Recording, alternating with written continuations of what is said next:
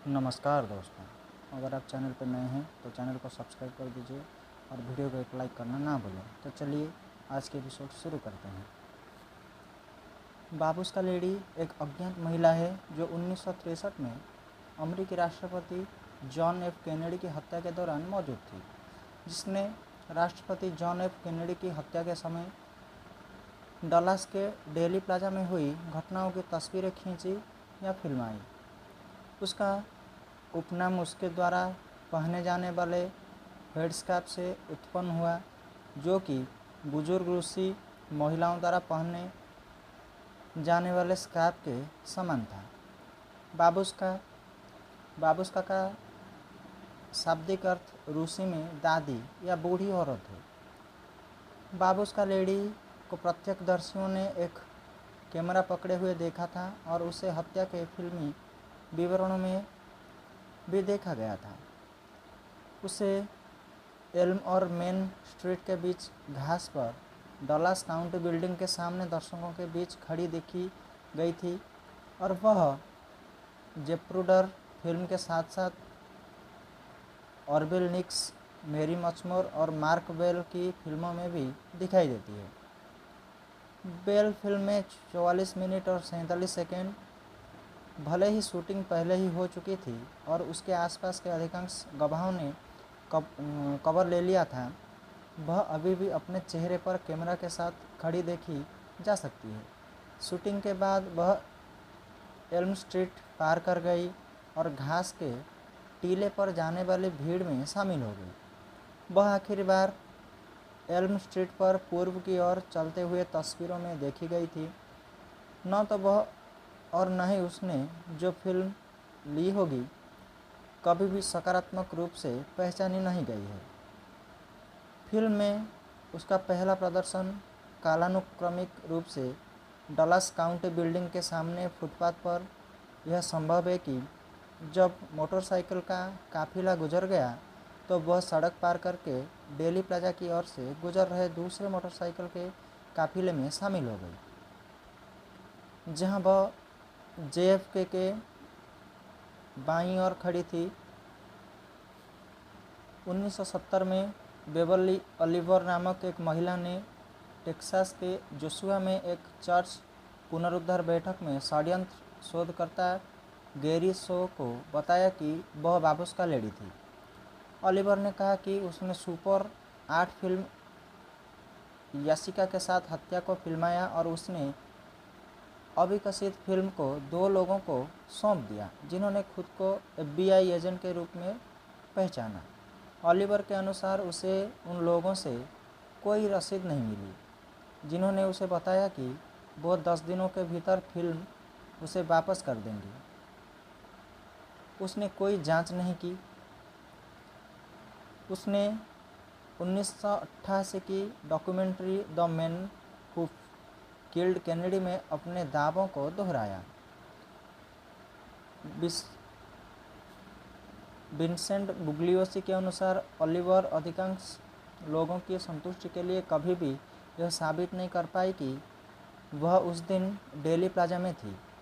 इस तथ्य का सामना करते हुए कि यासिका सुपर 8 कैमरा 1969 तक नहीं बनाया गया था, उसने कहा कि उसे एक दोस्त से प्रयोगात्मक कैमरा मिला था और उसे यह भी यकीन नहीं था कि निर्माता का नाम उस पर था। बेवर्ली ओलिवर के दावे ओलिवर स्टोन की 1991 की फिल्म JFK के एक दृश्य का आधार थे, जिसमें बेवर्ली नामक एक पात्र डलास नाइट क्लब में जिम गैरिसन से मिलता है। लोलिता डेविडोविच द्वारा निभाई गई। उसे निर्देशक के कट में डेली प्लाजा में एक हेडस्कार्फ पहने हुआ दिखाया गया है और वह FBI एजेंट होने का दावा करने वाले 2 लोगों को अपने शूट की गई फिल्म देने की बात कर रही है। मार्च 1979 में हत्याओं पर संयुक्त राज्य अमेरिका की सदन की चयन समिति के फोटोग्राफिक साक्ष्य पैनल ने संकेत दिया कि वह बाबूस्का लेडी से संबंधित किसी भी फिल्म का पता लगाने में असमर्थ थे। उनकी रिपोर्ट के अनुसार शुरू में समिति के एक फोटोग्राफिक सलाहकार रॉबर्ट ग्रोडेन ने पैनल को प्रासंगिक फोटोग्राफिक मुद्दों और संबंधित सामग्रियों के बारे में सलाह दी। समिति के जांचकर्ताओं ने सुझाई गई कई फिल्मों और तस्वीरों का पता लगाया, हालांकि कुछ चीज़ें कभी नहीं मिली, जैसे कि बाबुस्का लेडी फिल्म नॉर्मन सिमिलास द्वारा एक रंगीन तस्वीर और वेंट जनर तस्वीर का मूल नकारात्मक।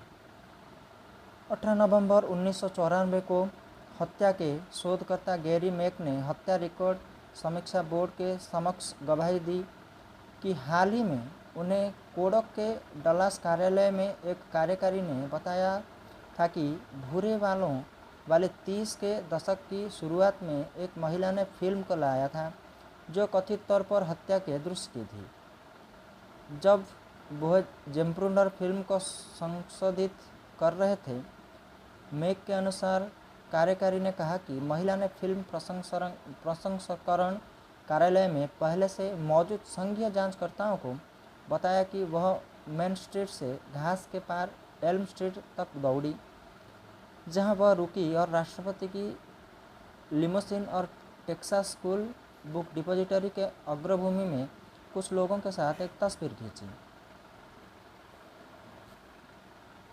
मैक ने कहा कि उन्हें कोडक के कार्यकारी ने बताया कि तस्वीर बेहद धुंधली और वस्तुत बेकार थी और संकेत दिया कि महिला संभवतः बिना किसी को उसकी पहचान दर्ज किए घर चली गई।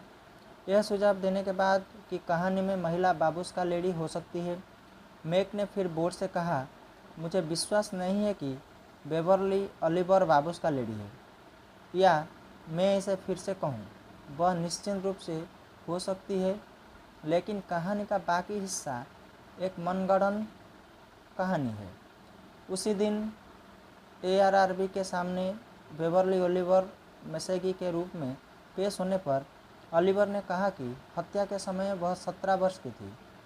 उसने बोर्ड को बताया कि वह कैनेडी से लगभग 20 से 30 फीट दूर एक प्रयोगात्मक 8 मिलीमीटर मूवी कैमरे से फिल्मांकन कर रही थी जब उसे गोली मारी गई और फिल्म को एक व्यक्ति ने जब्त कर लिया जिसने खुद को FBI एजेंट बताया। ओलिवर के अनुसार उसने कैमरा इसलिए सौंप दिया क्योंकि वह व्यक्ति एक अधिकारी था और क्योंकि उसे मारिजुआना के कब्जे में पकड़े जाने का डर था। ओलिवर के दावों को बिंदुवार संबोधित किया गया और षड्यंत्र सिद्धांत शोधकर्ता जॉन मैकएडम्स द्वारा खारिज कर दिया गया। तो आज के एपिसोड में बस इतना ही। मिलता हूँ एक नए एपिसोड में एक नए वीडियो के साथ। रहता हूँ। जय हिंद, जय भारत।